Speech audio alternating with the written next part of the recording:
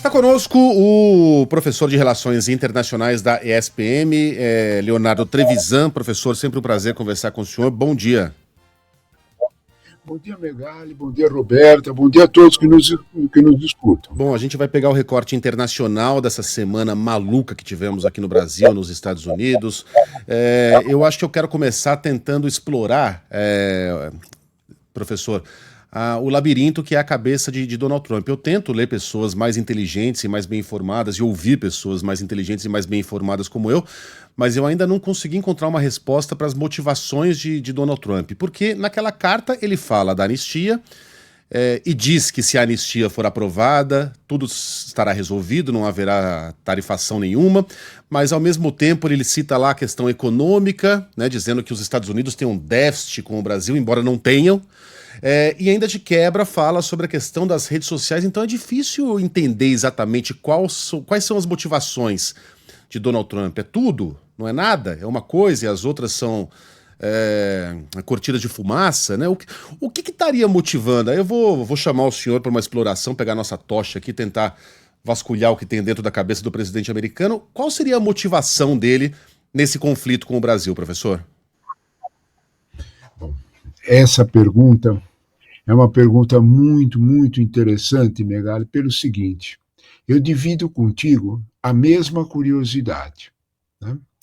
O que é que motiva, o que é que explica? Né? Porque você olha para isso e diz assim: será que o presidente Trump não sabia que 6.500 empresas, olha o número, hein, Megali?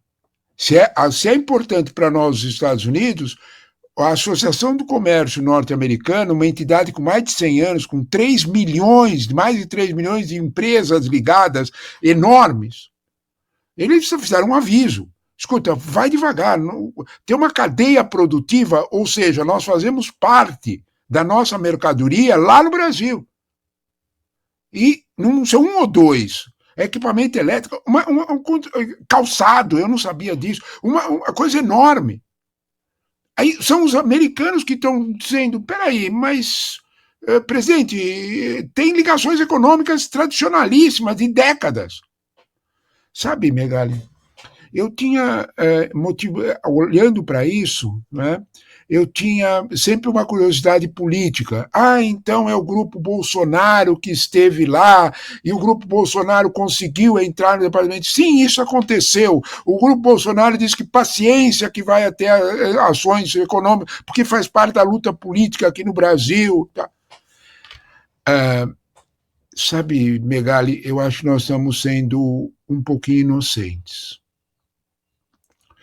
Megali, ontem a imprensa norte-americana, com a cautela que o assunto exige, principalmente o New York Times e o Washington Post, mas mais o New York Times, mostraram uma dúvida de vários analistas americanos. Esta é de gelar qualquer um, explicando e olhando os gráficos de subida de bolsa e percebendo que alguns investidores muito seletos usaram informação estratégica privada, uma informação estratégica que não é para todos, é só de quem a tem, isso é crime nos Estados Unidos e no Brasil,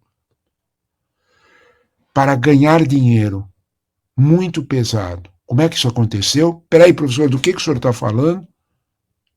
Eu estou falando que o presidente Trump, aliás, ele de viva voz, para se proteger, poucos dias antes, poucas horas antes da menção ao Brasil, avisou que era compensador comprar certas ações. Isso é um motivo repetido. Isso aconteceu com o Japão, isso aconteceu com a Coreia, isso aconteceu com a União Europeia. O New York Times lista todos esses processos. Congressistas americanos democratas fizeram discursos ontem fazendo a mesma anotação. Professor, o que o senhor está querendo dizer é que o Trump ganhou e alguns investidores ganharam como diz o New York Times, perto de 3 bilhões de dólares com esse movimento, pela oscilação das ações. Eles compraram as ações bem baixinho e venderam depois, ou o contrário, eles venderam no momento certo e compraram depois pela metade do preço. É disso que nós estamos falando. Isso é muito grave. O próprio New York Times avisa que é preciso ter cautela, porque só 2 integrantes podem fazer isso, duas instituições, o Congresso americano ou o Departamento de Justiça, ambos na mão controlados pelo próprio Trump. Sabe, Megali, a tua dúvida e a minha, talvez nós tenhamos que ter um pouco menos de inocência. Nós já somos bem quilômetro rodado, mas nós precisamos ter um pouco menos de inocência. Ô, professor, eu Quando não sei se a gente olha para a situação de Gaza, a gente vê que tem negócios milionários embutidos nessa posição. Tem negócios milionários embutidos nessa tarifa. Eu não sei se o senhor assistiu ontem o Jornal Nacional, mas eles levaram ao ar uma reportagem de uma suspeita de prática de crime de insider trading aqui no Brasil, exatamente o que o senhor falou. Um grupo ou uma pessoa, não se sabe ainda, vendeu uma grande quantidade de dólares. Vendeu ou comprou? Vendeu. Comprou. Movimento de compra e... isso. Não, comprou. Comprou isso. Uma grande quantidade. Ela esperou o impacto. Compra e depois vende. Isso. Compra e aí espera a mudança e depois vende para ganhar dinheiro. Peraí, gente, comprou 3 horas antes da divulgação da carta do Trump. Comprou uma grande quantidade de dólares. A carta foi divulgada. O dólar subiu 2 centavos em questão de minutos. Parece pouco, mas o dinheiro movimentado foi algo em torno de 4 bilhões. Tá? De dólares, ou seja, 20 bilhões de reais. O suficiente para que esses 2 centavos transformassem muitas pessoas em milionários. Isso aconteceu no Brasil, está sendo investigado e combina, vai ao encontro do que o professor acabou de descrever. Quer dizer, professor, a gente está tentando procurar motivações ideológicas, políticas, quando no final das contas esquecemos o básico, que é o follow the money. No final das contas, a motivação de Donald Trump sempre foi a grana. Sempre foi. Exatamente, Mega. Exatamente. Sabe, follow the money, eu estou preocupado comigo mesmo, sabe, porque eu ando lembrando de coisas, que estão muito velhas, o tempo dos dinossauros, Follow the money era o Dillinger, que era um bandido dos anos 30, quando perguntaram para ele por que é que ele assaltava banco. Ele dizia, porque eu sigo o dinheiro, é onde o dinheiro está, where the money is. Simples assim. Quando nós olhamos para essa situação, e nós procuramos questões mais profundas e tudo mais, talvez a gente tenha esquecido a parte mais sensível do ser humano, que é o bolso. Talvez ele explique mais posições e decisões políticas. Sabe, Megali e Roberta, eu tenho me preocupado muito, bastante, com algo que me parece muito latino-americano e que atravessou a fronteira do Equador, foi para o norte. O fim daquela fronteira bem fixada nos Estados Unidos entre o que é direito público e o que é direito privado. Em outras palavras, o sujeito que se aposta de cargo público para fazer fortuna pessoal, como é que é?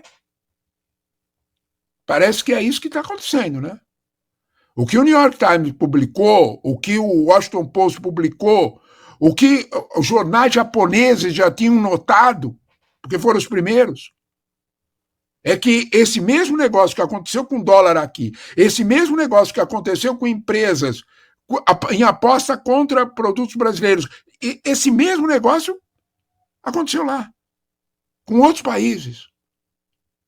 Espera aí. De alguma forma você está dizendo que aquela linha que divide quem fica no governo não pode fazer negócio privado desapareceu.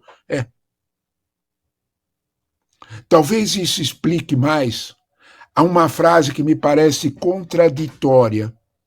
Você lembra, Megali, que nos Jardins da Casa Branca, anteontem, já são 3 dias, o presidente Trump disse: Bolsonaro não é meu amigo, mas ele é um homem muito bom. Você lembra disso? Claro. Quando nós olhamos para isso, dizemos, peraí, ele não é meu amigo e eu estou fazendo toda essa encrenca com um país que não... Ah, não, a razão é os BRICS, é porque o Lula falou da desdolarização. O Lula falou da desdolarização porque isso estava na pauta. Ninguém o acompanhou, o Modi ficou quietinho, ninguém disse nada. Modi é o primeiro-ministro indiano. Não, desculpa, ninguém disse nada, estavam aqui, os integrantes que estavam aqui da Arábia Saudita e do Emirados Árabes Unidos não disseram nada, dizer nós queremos desdolarizar a venda de petróleo, ninguém falou nada. Quando nós olhamos para isso, essa desculpa fica meio frágil. Se o Bolsonaro era meu amigo, por que eu estou fazendo tudo isso? Esse quadro, essa pergunta é tão importante, Melania. Eu sinceramente acho que a tua dúvida é uma dúvida que vai começar a povoar a cabeça de muita gente. E talvez isso construa o que, não sei, pode ser, talvez, de novo, né, tenha sido um dos erros políticos mais graves da história política brasileira. Eu tenho conversado com pessoas das mais diferentes, mais conservadoras, menos. Eles não estão caindo nessa história, não. Eles acham que, mesmo pessoas conservadoras, que quem tem que mandar no Brasil são os brasileiros. Quem manda na minha casa sou eu.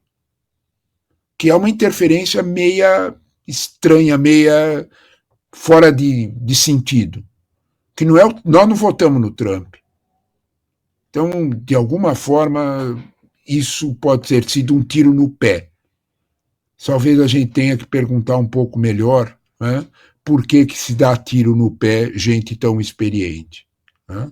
Talvez a gente tenha outros motivos e ele sempre é follow the money. Ele é sempre, talvez, buscar para onde foi o dinheiro. Né?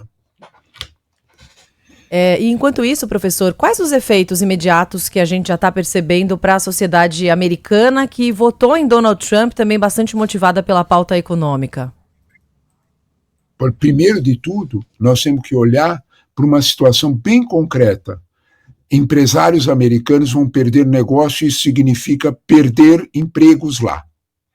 De alguma forma, a inflação vai aumentar. De alguma forma, isso vai pesar no bolso do consumidor americano. As tarifas terão que ser pagas. Você pode olhar para isso e imaginar uma solução estranha. Porque o ministro Haddad comentou que o Howard Bessent, que é o secretário do Tesouro, o homólogo dele na política americana, não é? O que seria um ministro da Fazenda, lá ele chama secretário de Tesouro. E no encontro que eles tiveram, o Bessent foi muito claro, não, nós vamos ver essa tarifa, 10% é muito prejudicial, o Brasil é muito amigo dos Estados Unidos, nós temos muitas relações, o Bessent sabe disso. O Bessent falou uma coisa para o Haddad enquanto o Trump fazia outra. O Bessent é o secretário de Tesouro. Talvez a gente tenha que investigar um pouco melhor, né, a reação da sociedade americana. Sabe, Roberto, eu tenho pensado muito nessa foto, né, a foto do vice-presidente Alckmin, falando sobre a reação brasileira, com um tom muito moderado, e nós vamos retalhar se for obrigação, se for preciso, nós queremos conversar e tudo mais. O vice-presidente falando isso, só que no pano de fundo dele, atrás dele, estavam todas as representações das associações do agronegócio e da indústria. Será que o presidente Trump consegue uma foto dessa? Porque quando você olha, não para os investidores, não para o pessoal da Big Tech, será que o pessoal que tem pequena empresa nos Estados Unidos, que tem negócio com o Brasil, que tem uma situação como essa, que tem negócio com a Europa, tem negócio com o Japão, está achando isso muito bom? Os Estados Unidos era um país que tinha uma tarifa média de importação em torno de 2%, 2,5%, dependendo do produto. Isso já saltou para 10%, e vai saltar para mais de 17% se isso não for regulado. Isso inviabiliza os negócios. Isso é uma taxa que inviabiliza os negócios americanos. É nesse contexto absolutamente nesse contexto que a gente deve olhar para a reação da sociedade americana também. Não é só a reação da sociedade americana. Vai demorar? Vai. Vai demorar para os 40% de americanos perceberem que isso vai custar mais caro, a vida vai ficar mais cara? Vai. Mas ele vai chegar. Não é por isso, exatamente por isso, que praticamente todas os think tanks, as associações de economistas, os grandes bancos, o JP Morgan fez o mesmo alerta, que já trabalham com a hipótese de recessão nos Estados Unidos. Por que disso? Por que veio a palavra recessão? Porque quando você sobe a inflação, o Banco Central é obrigado a subir juro. Quando você sobe juro, a atividade econômica para. Quer dizer desemprego, quer dizer menos renda circulando para você segurar a inflação. Quando você pensa nisso, e o JP Morgan falando isso, talvez a gente tenha que olhar que a sociedade americana talvez tenha que pagar um preço também sensível, tanto quanto a sociedade brasileira. Professor, Donald Trump vai passar, né? Tudo passa, um dia Donald Trump não fará mais parte das nossas vidas, vai jogar golfe lá em Mar-a-Lago, não vai mais encher o nosso saco aqui, e os Estados Unidos vão continuar. O senhor vê no futuro os americanos olhando para trás e falando, nossa, que momento nós vivemos, né? Tivemos um presidente que tomava medidas que eram contra o nosso interesse para que ele ficasse mais rico, que intimidava pessoas, que cometia crime de insider trading, que tinha relações esquisitas com um pedófilo, que não respeitava nem o time de futebol campeão do mundo, queria aparecer na foto. Porra, um cara horrível que comprometeu a nossa democracia, a nossa imagem perante o mundo, mas tudo isso passou. Felizmente voltamos a ser o farol de liberdade, os líderes do free world, como eles dizem lá, um farol de, enfim, de justiça, e quem faz negócios conosco confia, e nós voltamos a ser America. Esse monstro volta para a caixinha, professor? O senhor vê a volta à normalidade num futuro próximo? Essa aposta, ela é grande, né? E ela tem razões históricas, né? O Bush filho fez algo semelhante, né? Em 2004 e tudo mais, né? Quando ele fez isso. Quando chegou nas eleições de meio de mandato de 2005, ele perdeu as eleições. E perdeu feio. Né? Ele também estava investindo contra a Previdência Social nos Estados Unidos. Esse é um momento, né? A minha preocupação, Megali, é que talvez o outro lado desse poder, o poder democrata, o Partido Democrata, eu não sei se ele está suficientemente preparado para arcar com essa tarefa. A sociedade americana, como parte considerável da sociedade mundial, entrou numa espécie de letargia mental. Eles não pensam no futuro. Trump conversa o tempo todo e fala o tempo todo com o seu público, em torno de 40% dos americanos que o seguem religiosamente.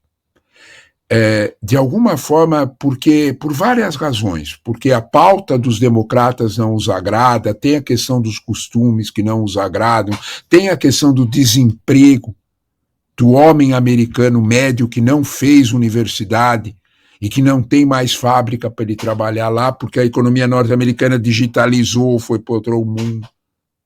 Então, quando a gente olha para esse quadro, a tua pergunta é, será que volta? Será que, de alguma forma, eles acordam dessa letargia?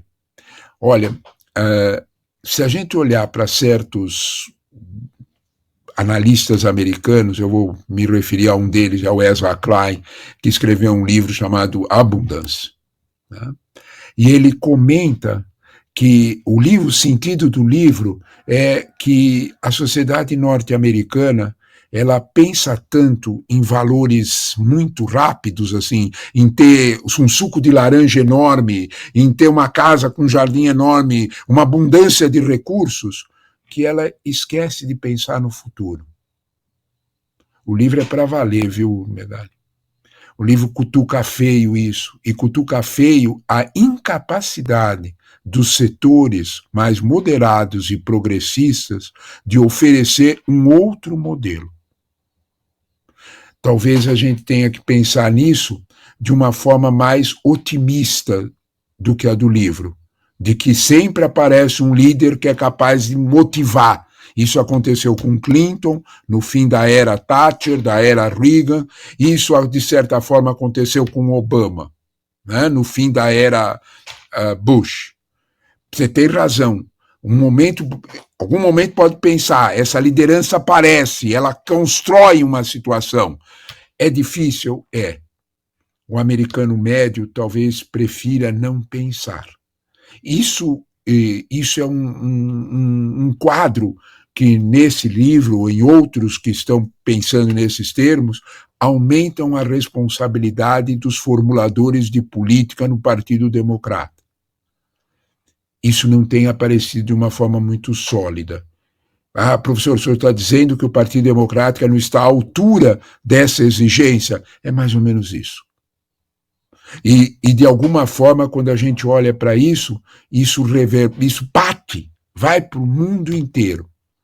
Megali, você tem razão, porque essa letargia do povo americano é a letargia de um PIB de 28 trilhões. Aquela pesquisa antiga do Fundo Monetário Internacional dizendo que metade dos empregos do mundo dependiam do estado da economia americana, ela continua válida. De alguma forma, aquilo que acontece na primeira economia nos atinge, como essas tarifas estão mostrando. Se livrar desse pesadelo é algo urgente. Eu não sei se ele acontecerá com a velocidade que a gente esperava. E eu vou te falar, Roberto, eu espero que aconteça o mais rápido possível. Eu sou um admirador dos Estados Unidos da América, não um americanófilo, não é isso. Eu conheço todas as intervenções, todos os apoios a tiranias, todas as guerras injustas, mas no frigir dos ovos é um país admirável que construiu uma nação única, né? Um experimento incrível de 200 anos. Seria uma pena se tudo isso fosse jogado fora por um bebê laranja, corrupto e birrento. Perdão, professor. Diga lá. Eu gostaria de emendar o que você disse, fazer coro com o que você disse, assinar embaixo o que você disse, porque se a gente pensar em termos de ciência, praticamente 80% dos prêmios Nobel são americanos. Isso. Se nós pensarmos em investimentos, são eles. Se nós pensarmos que a Segunda Guerra Mundial, nós não estamos todos aqui com aquele bigodinho nazista, porque os americanos botaram ordem no puleiro. Sim. Então, se nós não lembrarmos disso, nós estamos falando, existem dois Estados Unidos. Claro que existe os Estados Unidos do Trump, mas existe os Estados Unidos das universidades, do mundo moderno, um Estados Unidos altamente produtivo. Você tem toda a razão de lembrar isso, Megali. Desculpe te interromper, mas você tem problema nenhum. E o blues, o jazz, o cinema, Hollywood, Sinatra. Porra! Professor, a gente vai passar por essa. Leonardo Trevisan, professor de Relações Internacionais da ESPM, mais uma vez, obrigado pela participação aqui na Band News FM. Sempre um grande prazer, um bom fim de semana para o senhor. Eu que agradeço. Roberta, Megali, muito obrigado pela conversa de vocês, muito interessante. Um abraço, até mais, amigos. Professor, e rapidinho, mensagem da Andréia para o senhor. Sou uma empregada doméstica e sou um pouco ignorante com relação à política, mas esse professor falando arrepia a alma do quanto a gente entende o que ele fala. Me sinto uma aluna em sala de aula que realmente entende o que o professor fala. Obrigada a todos por trazer pessoas como ele. Só pra gente encerrar com essa mensagem muito fofa da nossa ouvinte Andréia. Como é que ela chama? Andréia, fofa. Andréia, muito obrigado. Eu gosto muito dos meus alunos, viu? Eles até nas férias me telefonam, me contam coisas e eu gosto muito deles. Muito obrigado, Andréia. Muito obrigado pelo comentário. Valeu, professor. Bom fim de semana para o senhor. Bom fim de semana.